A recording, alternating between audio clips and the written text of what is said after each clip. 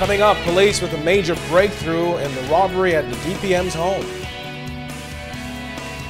Dominican poachers arrive in Nassau after pulling in a big catch. And more from the painful fight from the weekend. The Bahamas Tonight, the National Report, starts now. Now in HD.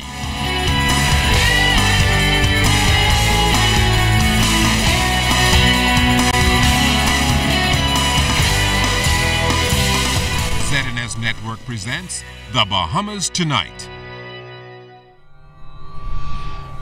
This portion of the news brought to you by BTC Every Day. Police have arrested 4 men in connection with that armed robbery at the home of the Deputy Prime Minister. Good evening, everyone. I'm Keishla Adderley. And I'm Candino Knowles. Well, Commissioner of Police Ellison Greenslade says he hopes that 4 suspects captured in connection with that home invasion involving the Deputy Prime Minister Philip Davis, while acting as Prime Minister, could head to court as early as tomorrow. A press conference wrapped up a few moments ago with the Commissioner Ellison Greenslade revealing the latest developments. He says the suspects were arrested without incident in the Yellow Elder Gardens community, and the men are known to police.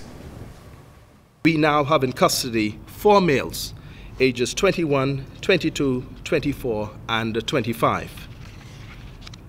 We have recovered properties taken in the robbery. We have recovered 2 illegal firearms. We have recovered the car used in the robbery, and we have recovered electronics and jewelry. These men are being questioned in connection with 2 other armed robberies and a number of other serious crimes that have been committed in New Providence, more specifically in the Western District of New Providence. Now, Commissioner Greenslade said no cash was recovered, but he noted that it was public cooperation that aided police in bringing the matter to a swift close. However, he says another armed robbery suspect connected with this matter is also being sought. His name is Jeffrey King. I have a picture of this young man. He is 27 years of age. His alias on the streets is Bongo, and we need his family to turn him in. We need his relatives and friends to turn him in. We need his associates to turn him in. The people that claim to love him and knows exactly where he is should turn him in, so that this young man causes no further harm to any member of our community, and hopefully so that no harm comes to him.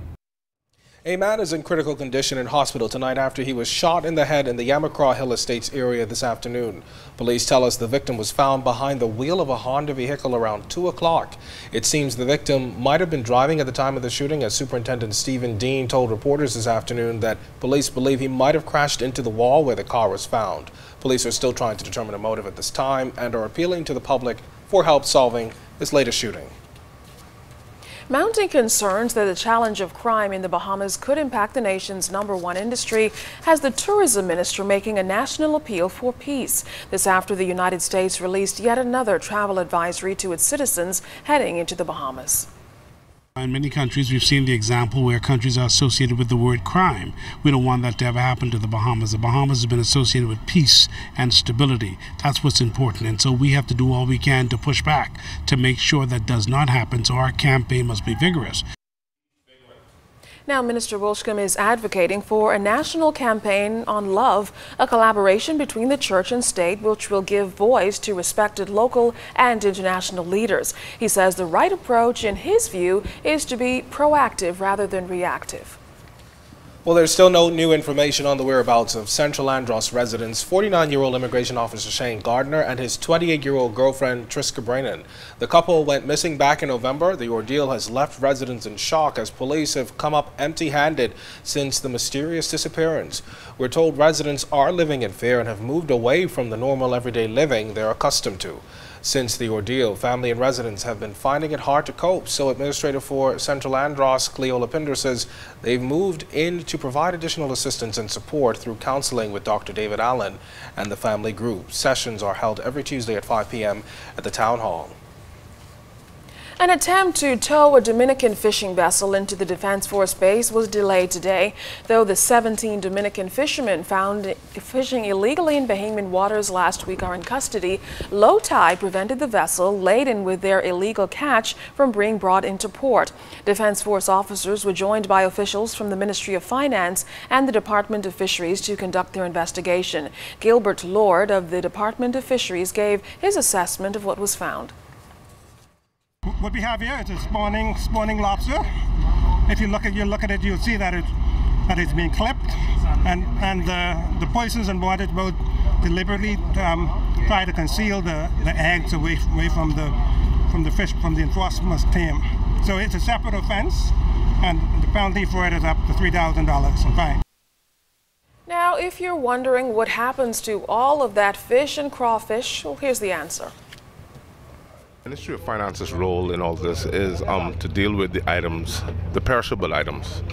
They're usually offloaded, weighed in conjunction with the Department of Fisheries, the Defense Force, and they're sold to major fish houses at market prices upon advice from the Department of Fisheries. Okay, now I understand some charitable organizations may receive as well? Well, we have in some instances given items to charitable organizations, but that is upon various recommendations handed to us.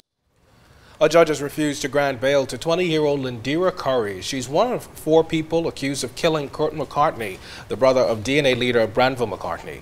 In denying Curry bail, Senior Justice John Isaacs noted that it is best she remain in prison for her own protection, as many persons released out on bail end up being victims of homicide. He also denied Curry bail in order to prevent any interference with witnesses.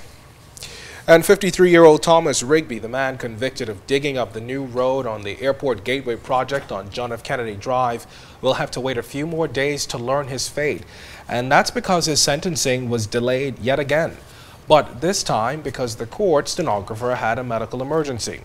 During today's proceedings, Chief Magistrate Joyanne Ferguson Pratt noted that her decision is ready. However, she wasn't able to proceed in the circumstances. Following Rigby's conviction earlier, he apologized to the nation and explained that he had not been paid in weeks until he said he couldn't take it anymore and damaged the new road. He's expected back in court on Wednesday.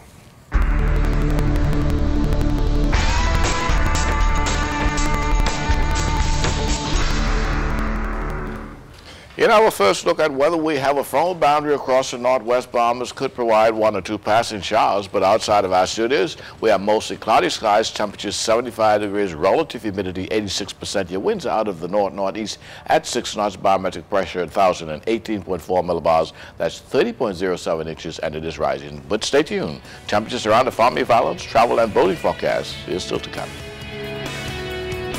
Well, coming up in ZNS Total Sports, Misha Major lays down the pain in the ring. We've got more from the big fight.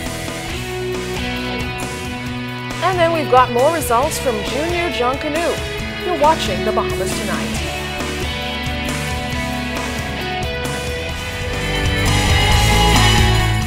This portion of the news is brought to you by Lux Men's Warehouse.